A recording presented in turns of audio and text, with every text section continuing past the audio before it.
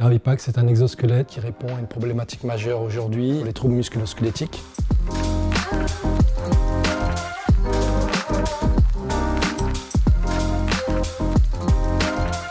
Je suis Mohamed Errafine et j'ai créé un exosquelette pour alléger mon sac à dos sur mes épaules. Je me suis retrouvé sur des bancs avec des SDF, des gens de la rue. Un jour, j'étais dans une gare et j'avais mon sac qui était très lourd. Comment je pourrais trouver une solution? Et j'ai acheté 2 tiges en métal que j'ai mis dans les bretelles. Ça a allégé le poids sur mon corps, ça a corrigé ma posture, ça a redressé mes épaules et ouvert mon thorax. Et je l'ai prêté à un médecin qui m'a dit « Waouh, c'est ingénieux ». Ça, c'est l'ancêtre, on va dire, aujourd'hui de Gravipack. C'est le tout premier insert exosquelette qui a été créé. C'est moi qui ai fait le premier prototype derrière une machine à coudre. J'ai acheté 2 sacs, je suis parti de 139 € avec 2 sacs. Et j'ai créé mon premier prototype. Ensuite, je l'ai fabriqué à un autre SDF et ainsi de suite. Et petit à petit, j'ai dit, mais pourquoi on ne va pas le créer pour monsieur et madame tout le monde? Et aujourd'hui, tous les grands groupes nous accompagnent parce qu'ils ont besoin pour leurs agents, pour les techniciens, pour les ouvriers, les salariés qui vont au bureau avec un ordinateur ou avec des outils, de cet exosquelette pour soulager leurs épaules. Fin 2018, je rencontre un commissaire aux comptes et directeur d'une grande agence comptable qui me dit « Voilà, je vais te soutenir, j'aime bien ton projet. J'ai une autre subvention de la BPI. » Donc on a eu 75 000 €, ce qui est une belle enveloppe pour démarrer en partant comme ça, juste d'une histoire. Et j'ai été voir la CCI, ils m'ont suivi, ils m'ont dit « Voilà, on va vous mettre dans la communauté French Tech Grand Est, on va vous soutenir, on va vous conseiller ». Et de là, j'ai été voir l'armée et je leur dis bonjour, voilà, j'ai un sac qui pourrait alléger le dos des soldats. Je tombe sur la bonne personne, ils testent le sac et là, ils me disent on veut votre sac. À cette époque-là, j'étais ouvert à tout. Tout ce qui est concours, tout ce qui est appel à projet. Dès qu'il y avait quelque chose, il fallait qu'on soit présent.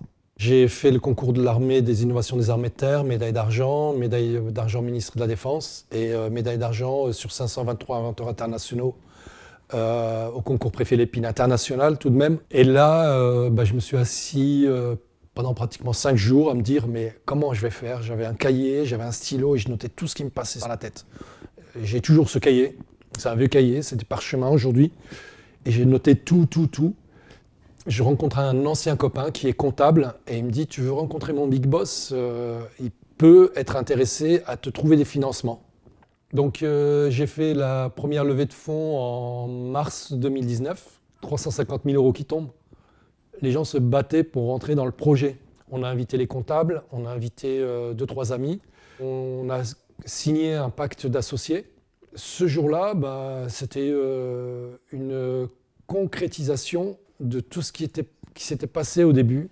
On a fait des designs de sacs, on en a fabriqué 12. On les a mis en vente sur un site internet le 19 novembre, presque un an plus tard, le 19 novembre 2019. Bakary Sagna, mon ami qui est joueur de foot, a fait de la publicité. On a eu plus de 30 000 visites en même pas un quart d'heure sur le site internet. Et on a fait plein de ventes.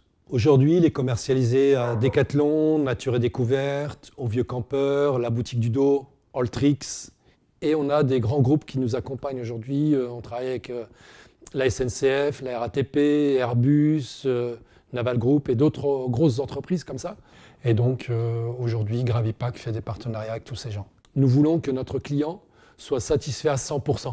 Nous ne voulons pas vendre pour vendre, ça on sait faire. Il faut savoir que Gravipack est remboursé, est un correcteur de posture. C'est comme une semelle orthopédique. Ça vous redresse le dos, ça allège la charge. Et c'est un bienfait, c'est une utilité. Aujourd'hui, nous sommes sur une superbe belle phase. On est dans une phase de remise en question. On a remis tout à plat. Au sein de Gravipack, nous avons 13 brevets internationaux. On a dû dépenser, sans nous en rendre compte, la bagatelle de 3 millions €, quand même, depuis le début de l'aventure.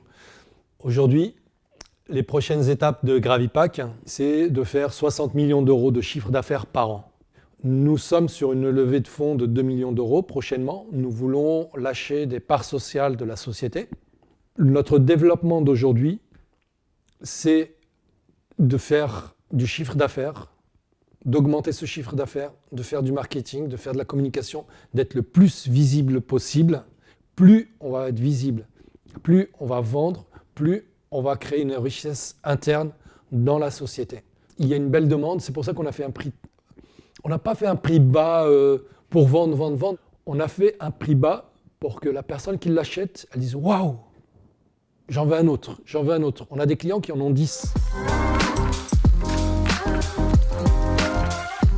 Notre problématique aujourd'hui, elle est unique, c'est financière. On a besoin de 2 millions d'euros pour produire et continuer à payer nos charges. On a des actionnaires qui lâchent du lest, qui ont envie parce qu'ils ont confiance en produit, ils voient ce qui se passe. Nous avons besoin de faire une levée de fonds parce que nous avons besoin d'acquérir de la matière, c'est-à-dire que nous allons créer 2 nouveaux moules. Nous allons créer un cartable que nous allons commercialiser vers fin février parce que nous avons aussi cette chance d'avoir un panier client qui achète le produit et qui attend 3-4 mois, donc il finance son propre produit, c'est de la vente participative, c'est du crowdfunding. Nos principaux commerciaux et vendeurs, ce sont les médecins, ce sont les ergonomes, nos clients, parce que nos clients, ce sont nos prescripteurs, parce que lorsqu'ils sont contents, ils en parlent à 10 personnes. Ces 10 personnes, lorsqu'elles sont contentes, ça fait 10 fois 10, ça fait 100, 100 fois 100, et ainsi de suite. C'est comme ça que ça se passe. Donc oui, on a besoin d'oxygène. La recherche et le développement et notre équipe, aujourd'hui, tout se fait au sein de cet atelier. On prend nos sacs, on les découpe, on les dessine, on les envoie à Bordeaux à une autre personne qui les renvoie en Asie, parce qu'on a aussi un bureau d'études en R&D qui nous accompagne en Asie, et ils nous font nos produits, nos prototypes, jusqu'à ce que le produit final soit complètement abouti. À court terme, nous aimerions recruter des gens, des techniciens, pour nous soulager dans la recherche et le développement et se déplacer eux-mêmes pour nous éviter de nous déplacer parce qu'on se déplace beaucoup entre les entreprises. Nous aimerions que ce soit eux-mêmes qui se déplacent. Être entrepreneur aujourd'hui, c'est une obligation de réussite. C'est une obligation de se lever le matin et de faire quelque chose.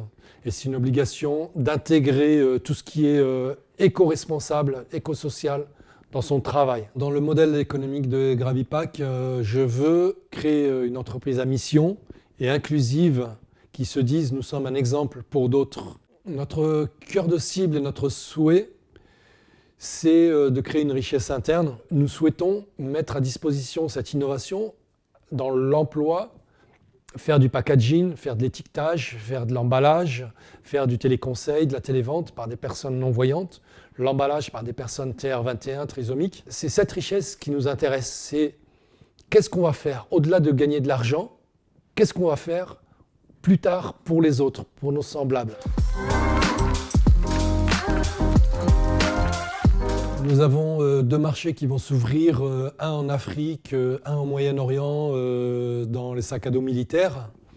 Nous avons vendu à la Chine des sacs à dos et nous avons vendu des exosquelettes parce qu'ils ne peuvent pas les faire sans nous. Donc ils nous achètent nos exosquelettes. Nous avons un partenaire au Japon, nous avons un partenaire à Abu Dhabi. Nous voulons, nous enrichir de cette expérience internationale, mais avant tout, on doit déjà inonder notre marché interne. On a déjà une grosse demande qu'on n'arrive pas à contenter par manque de moyens de finance, production en France. J'ai été voir la CCI pour être accompagné et aussi pour leur vendre le sac à dos.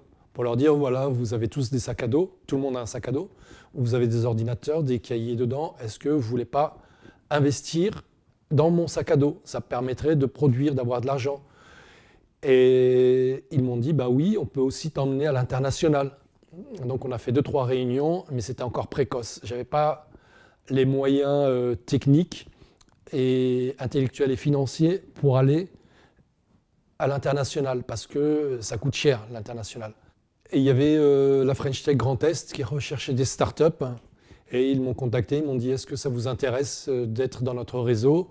On croit en votre projet, on croit en vous et on a besoin d'entrepreneurs comme vous pour dire que tout est possible. Voulez-vous Je dis oui, et j'ai rempli le dossier et puis ça a été validé. et nous sommes dans la French Tech Grand Est. Ça m'apporte des conseils, ça apporte qu'il y a une communauté, on a un outil communicatif ensemble et puis on voit des choses qui se passent et ils communiquent aussi pour nous, ils nous donnent de la visibilité. On a des sacs à dos, pourquoi ne pas les fabriquer avec les plastiques des océans et des mers, tout simplement. On a eu une organisation qui est partie dans le Pacifique récolter des bouteilles en plastique. Nous souhaitons envoyer des containers, récolter des bouteilles en plastique, que ce soit en Asie, Haïti, Madagascar, là où il y a beaucoup de polluants. Et récupérer ces bouteilles en plastique et en faire des fabuleux sacs qui sont étanches, qui sont très solides et magnifiques, qui sont très beaux avec un beau design. Et chaque sac à dos est fabriqué avec 85 bouteilles en plastique. Nos prochaines productions, par exemple le cartable qui sort en février, sera fait avec 85 à 100 bouteilles en plastique. Aujourd'hui, notre process à l'avenir, on va dire sous 4 ans, ce serait de créer notre centre logistique d'expédition et de livraison à nos propres clients.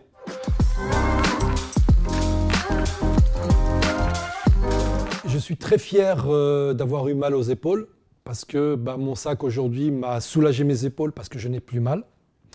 Je suis très fier de recevoir des coups d'appel qui me disent « Salut Mohamed, j'ai 80 ans, tu ne me connais pas.